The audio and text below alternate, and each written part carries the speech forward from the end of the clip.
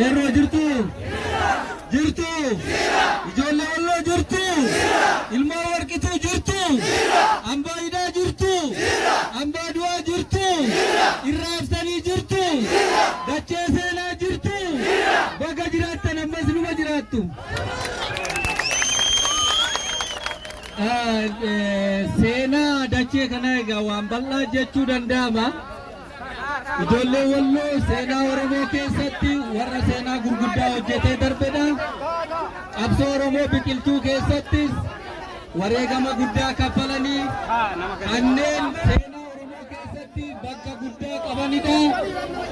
Har'a waajjira adda bilisummaa Oromoo asitti banamee yeroo arginu wareegama guddoo sochii isin gootaniin wareegama yeroo dheeraaf isin kaffaltaniin har'a waajjirri adda bilisummaa Oromoo mootummaa naannoo Amaaraa jalatti halagaa bulchiinsa halagaa jalatti waajjirri adda bilisummaa Oromoo banamee argachuu keessaniif baga gammaddanii baga waliin gammaddan isin jira.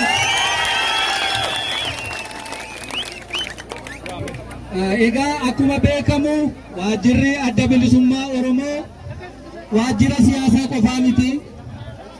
Waajjira uummata Oromoo bal'aa kan keessatti uummata Oromoo ijaaranii kan keessatti qabsoo Oromoo fuuldura tarkaanfachiisanii itti dabalees immoo kaayyoo Oromoo kaayyoo abaa'oo kaayyoo bilisummaa galmaan ga'uudhaaf bakka itti daran qabsoo keenya qindeeffannu waan ta'eef baga kan argattanii bagatti isin ga'een jedhaan.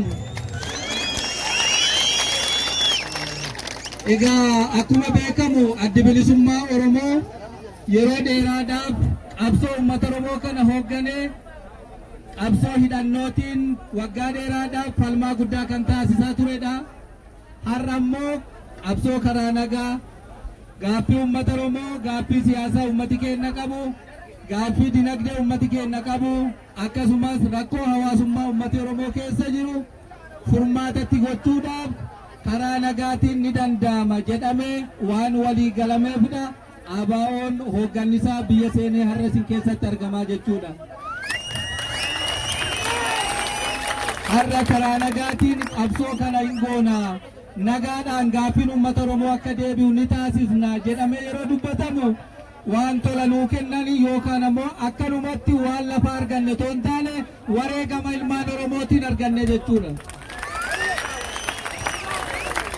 ABO eenyullee galchine qabsoo uummata Oromootu hooggan ABO biyya deebise malee eenyullee nuu kennine jechuudha sagana. Haa ta'u ABO'n biyyaa seenu malee hooggannisaa biyya keessatti hojii jalqabu malee gaaffiin uummata Oromoo deebi'eera jechuu miti. Uummata Oromoo bilisoomeera jechuu miti. Biyya isaa irratti Oromoon abbaa ta'eera jechuu miti. Hin bilisoomne ammallee. Kanaaf hojjenna. Oromoo bilisoomsuuf hojjenna. Oromoon akka biyya isaa irratti abbaa ta'u qabsoofna. Qabsoon keenya galmaan hin geenye itti fufaa jechuudha. Isa kanaaf jabaattanii gandarraa kaastanii bakka cufatti wal ijaartanii waan fuuldura keenya jiruuf of qopheessuutu barbaachisaa jechuudha. Ifaana. Egaa seenaa keessatti akkuma beektani biyya Itoophiyaa jedhamu kana keessatti filannoon dhugaa takka ta'e hin beeku. Seenaa keessatti hin taane agarraatti ta'e hin beeku.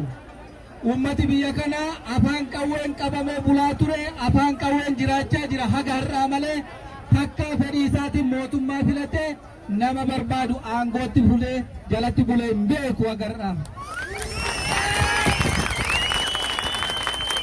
Isa kanaaf kana booda uummati Oromoo alagaa jalatti hin bulu, nama filatee hin bula, nama jaallatee hin bula malee nama hin filatiniin hin bulu. Kana beekuu qabnaa jechuudha.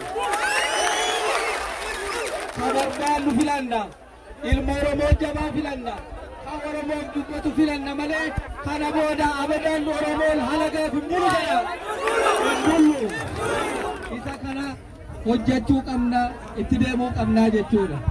Kana irratti hojii guddaatu isin bira jira. Hojii kanaaf ammoo jabaattanii tokko ta'anii deemuutu isinirraa eegamaa jechuudha. Inni biraan ummati walloo har'a bulchiinsi ni jala jiru oromiyaa irraa cite bulchiinsa alagaa jala bulchiinsa naannoo amaaraa jala jira miti kana booda addi bilisummaa oromoo ummati walloo oromiyaa jalatti bulaa jedhee hojjeta jechuudha.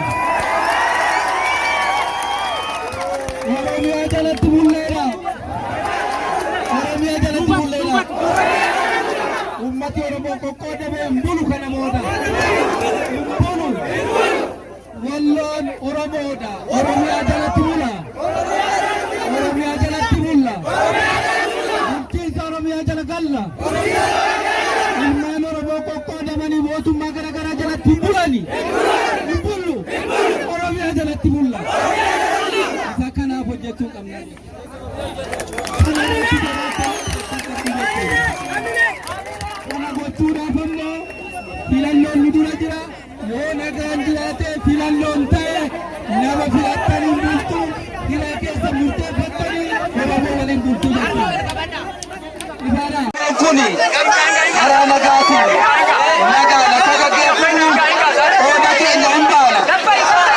keenya hin baana garuu ammoo filannoo kana nu dhowwanii mootummaa barbaanne jalatti bulla malee mootummaa humnaan nurratti fe'anii jalatti hin bullu kanallee qalbiitti qabaachuu qabna isa kanaaf hojjechuu qabna jechuudha. Ifaadha nuti nagaa barbaanna nagaadhaan hiree keenya murteeffachuu barbaanna sodaa tokko malee bilisa taanee gaafiin keenya akka xumura argatuuf hojjechuu barbaanna. yoo humnaan nutti dhufu ta'e qaama humnaan nutti dhufu qaama afaan qawweetiin isin bulchanuun jedhu humni maaliifirraa qaabna isa kanaaf jabaachuu qabna. humnaan hin bullu nagaa jalatti hin bullu nuti oromoodha oromiyaa jalatti bulla mootummaan keenya mootummaa oromiyaati.